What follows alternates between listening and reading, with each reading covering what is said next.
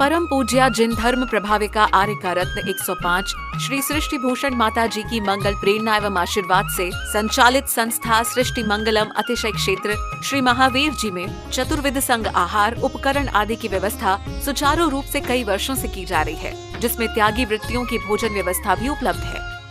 सृष्टि मंगलम श्री महावीर जी में त्यागी वृत्तियों के आहार एवं यात्रियों के ठहरने के लिए वातानुकूलित कमरे भी उपलब्ध हैं।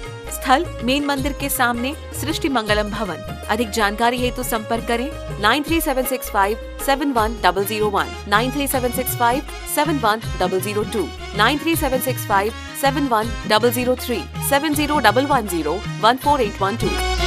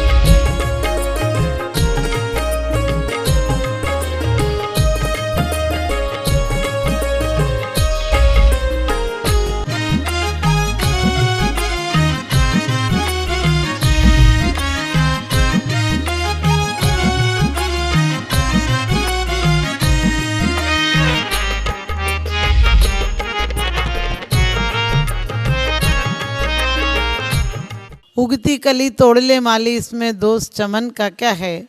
श्रद्धा नहीं जिसे भक्ति पर, इसमें दोष भक्ति का क्या है।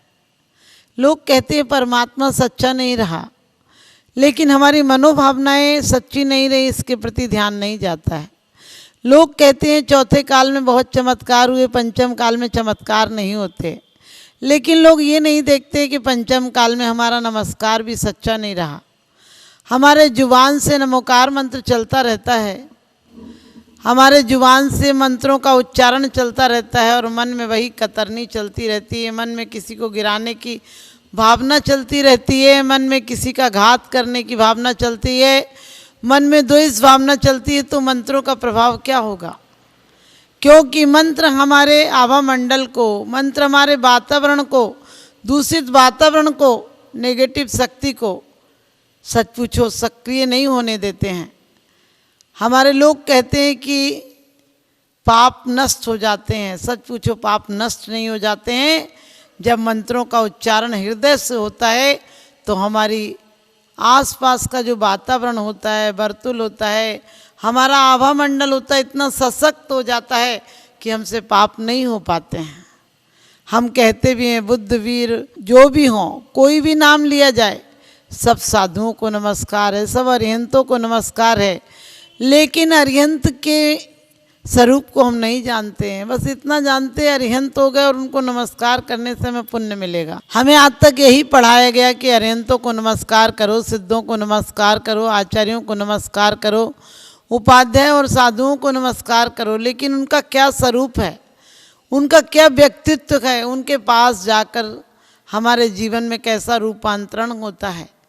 जब हम साधु के पास जाते हैं और सच में नमन के भाव से जाते हैं, सच्चे दिल से उनके चरणों में समर्पण के भाव से जाते हैं, तो हमारे आसपास का वातावरण, हमारे स्वयं की शक्तियाँ इतनी सक्रिय हो जाती हैं, शुभ की शक्ति इतनी प्रबल हो जाती है कि अशुभ की शक्ति रह नहीं पाती है। और उसके कारण होता है कि हमारे आसपास का वातावरण अच्छा हो जाता है। लेकिन आज का पश्चिम का व्यक्ति अपराध बोध नहीं कराता है, अपराध के बारे में ये मानसिक धारणाएं बदल देता है कि ऐसा तो होता है, ये तो नेचुरल है, ये तो स्वाभाविक है, ये होता ही है। आपने देखा होगा जो चोरी है, बेईमानी है, घूसखोरी है, गलत काम है, जितने भी हैं, आज का आदमी कहता है ये नहीं करो तो काम नहीं चलेगा। हमारा धर्म कोई बहुत कहना चाहिए गलत तो और बहुत कठिन चीज़ नहीं है जिसे कोई नहीं कर सके, लेकिन आजकल हमने नेगेटिव जितनी भावनाएं हैं उनको हमने सक्रिय कर दिया है, जितनी नकारात्मक भावनाएं हैं उसको हम आसान समझ लेते हैं, उनको कर लेते हैं। झगड़ा होता है आज कर लेते हैं, क्रोध करना हो आज कर लेते हैं, अहंकार करना हो तो आज कर लेते हैं, और हर अच्छी दया, परोपकार, क्षमा जैसी भावनाएं होती हैं उनको हम कल पर टाल देते हैं, उन्हें हम बाहर से करने लगे हैं। जबकि धर्मात्मा व्यक्ति होगा तो उसके अंदर बीज रूप में उसकी शक्ति पल्लवित होती है। लोग कहते हैं रोग हमारे ऊपर आते हैं, लेकिन हम ये नहीं सोचते हैं आज हमारी कितना मायूसी है, रुग्णता, आत्मा बिल्कुल हमने रुग्ण बना दी है, आत्मा के स्वभाव को हमने बिल्कुल ढक दिया है।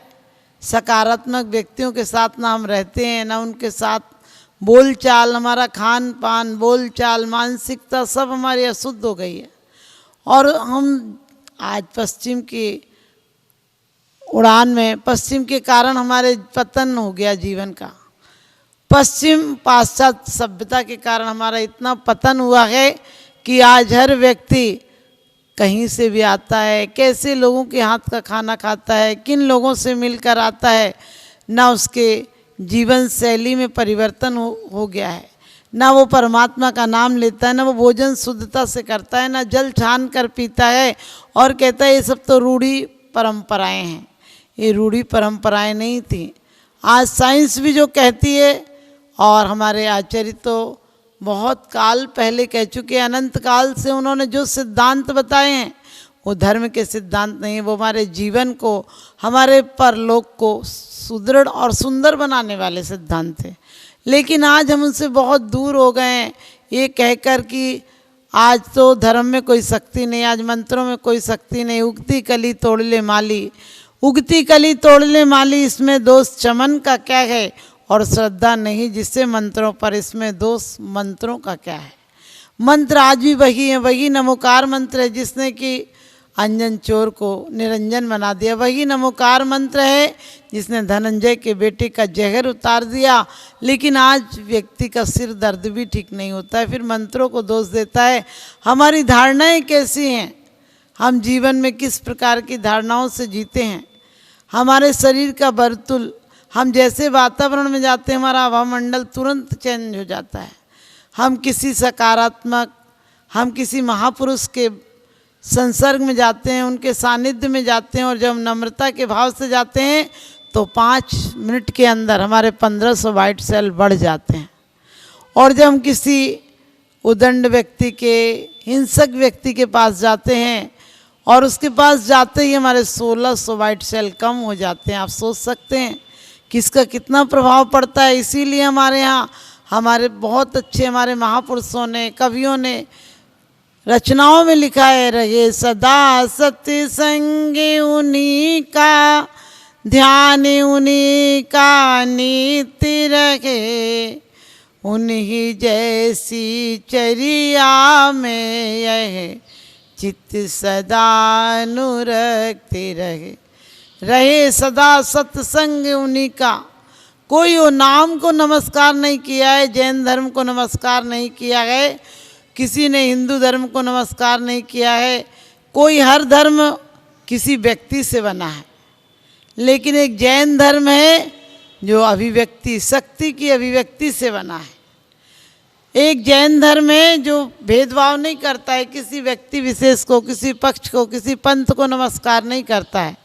वो तो कहता है जिनके अंदर भी शत्रु नष्ट हो गए वो सब हमारे परम आराध्य हैं। वो हमारे जीवन में उनकी तरफ अनुसरण करना है, उनकी तरफ अनुगमन करना है, उन जैसा बनना है। और हमारा मन, यदि हम जब तक नहीं बन पाते हैं, हमारा मन, हृदय उनकी तरफ समर्पण रहे, पूर्ण समर्पण रहे, उन जैसा हम कब बन जाए ऐसी भावना आता है और उनके पास रहने का मन करता है। और यदि नहीं भी रह पाता है तो अपनी तन से, मन से, वचनों से उनकी आराधना करता है। आपने देखा होगा जब नेता आता है, अभिनेता आता है तो उसके साथ बहुत भीड़ होती है। मत सोचना कि उसके पार्टी के लोग होते हैं, वो सब जो दुनिया में पार्टी के भूखे लोग हैं, जिन्हें पदों की, सत्ता की आकांक्षा है, वही भीड़ वहाँ पहुँचती है। लेकिन आज परमात्मा के प्रति हमारा ये भाव है क्या कि हमें परमात्मा पद पाना है।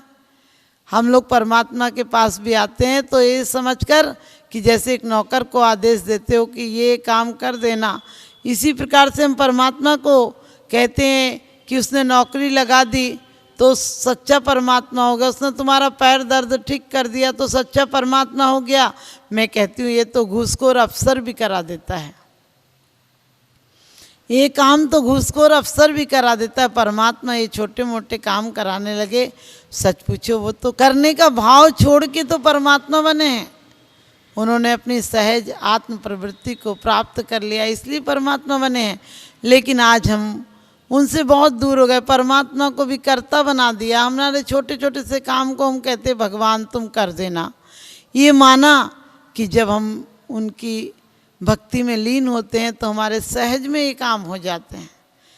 एक व्यक्ति मर रहा था, क्योंकि हर धर्म कहता है कि पापों का प्रायश्चित करना, पापों का पश्चाताप करना, चाहे वो परिहार हो, चाहे प्रतिक्रमण हो, चाहे पश्चाताप हो, चाहे प्रायश्चित, तो सब धर्म तो यही कहते हैं कि हमें उसका पापों का जो कृत्य हमसे अनजाने में भी हो गए वो भी नहीं करना है।